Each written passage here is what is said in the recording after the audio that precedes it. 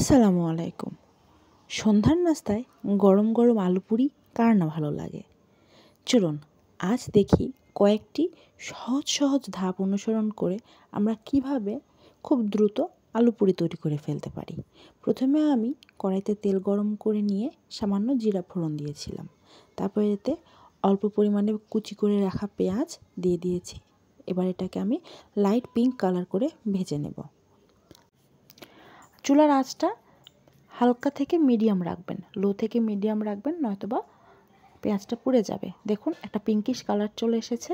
এরপর এতে আমি কাঁচামরিচ কুচি দিয়ে দেব। কাঁচামরিচটাকে আমি চিড়ে তারপরে কুচি করে নিয়েছি, যাতে এর ফ্লেভারটা খুব ভালোভাবে মিশে যায় পেঁয়াজের সাথে। এতে আমি কোনো শুকনা মরিচ ব্যবহার করি নাই, সম্পূর্ণটাই কাঁচামরিচে রান্না করেছিলাম। তারপর এটাতে আমি কয়েকটা আলু আগে থেকে সিদ্ধ করে গ্রেট করে রেখেছিলাম, তো এই আলুটা আমি দিয়ে দিব। চাইলে আপনারা ম্যাশ করেও দিতে পারেন আলুটাকে। তারপর আলুটার সাথে পেঁয়াজ এবং কাঁচামরিচের যে মিশ্রণটা, সেটা খুব ভালোভাবে মিক্স করে নেব। এরপর এতে আমি একটু মশলা ব্যবহার করেছিলাম। মশলা বলতে তেমন কিছুই না, একটু স্বাদ মতো লবণ দিয়েছিলাম আর একটু চাট মশলা দিয়েছিলাম, প্রায় হাফ চা চামচ। যদি আপনার বাড়িতে চাট মশলা না থেকে থাকে, সেক্ষেত্রে আপনারা বাজারে যে ম্যাগি মশলা পাওয়া যায় সেটাও অ্যাড করতে পারেন, ফ্লেভারটা ভালো আসে। তারপর এই তো আমার মোটামুটি পুরটা রেডি হয়ে গেছে। পুরটাকে আমি ভালোভাবে মিক্স করে নিয়ে তারপর এটাকে আমি নামিয়ে ফেলবো এবং এটাকে আমি একটা সাইডে ঠান্ডা হতে দেব। আমি নামিয়ে নিয়েছি আমার পুরটা। এরপর আমরা পুরি বানিয়ে নেব। পুরি বানানোর জন্য আমি এখানে ময়দাটাকে সামান্য উষ্ণ গরম পানি এবং তেলের সাহায্যে একটা ডো বানিয়ে এটাকে আমি রেখে দিয়েছিলাম।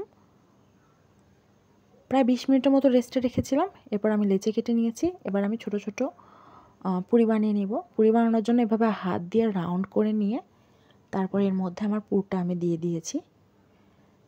এটা আমরা সবাই জানি, এই কারণে আমি অত ডিটেল দেখালাম না। জাস্ট এভাবে সুন্দরভাবে এটাকে একটা গোল বলের মতো করে তারপর এটাকে একটা চাপ দিয়ে চ্যাপ্টা করে নেব। আপনারা চাইলে এভাবে করতে পারেন, বিকল্প আরেকটা পদ্ধতি আছে, আমি সেটাও দেখিয়ে নিচ্ছি। প্রথমে লেচিটাকে দিয়ে ছোট্ট একটা রুটি বানিয়ে নেবেন। শেপের দিকে তাকাবেন না, জাস্ট ছোট্ট একটা রুটি বানিয়ে নেবেন। তারপর এটাকে হাতের মধ্যে নিয়ে এরকম একটা ছোট বাটির মতো করে নেবেন। তারপর এটাতে আপনি আপনার পুরটা দিয়ে দিবেন।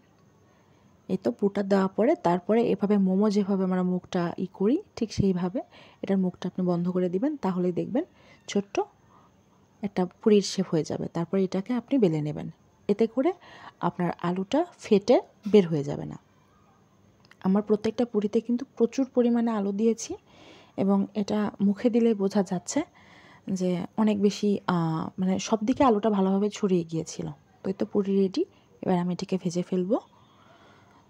তো আপনি চাইলে তেল আরও বেশি দিতে পারেন, আবার তেল কম দিয়েও ভাজা যায়। এই তো দেখুন আমার প্রায় পুরিটা হয়ে গেছে এবং পুরিটা খুব সুন্দর ফুলেছে। আমার প্রতিটা পুরি ফুলেছিল। আমি আরেকটা পুরি ভেজে দেখিয়ে দিচ্ছি। জাস্ট তেলটা দিয়ে তারপরে এভাবে আপনি আরেকটা কী বলবো, এটাকে খুন্তি দিয়ে সুন্দরভাবে এরকমভাবে তেলটা উপরে বারবার দিতে থাকলে পুরিটা খুব সুন্দর ফুলে ওঠে। দেখুন আমার পুরিটা খুব সুন্দর ফুলে উঠেছে এবং ফেটেও গেছে ফুলে। তো এইভাবে আমি একে একে আমার সবগুলো পুরি ভেজে নিব।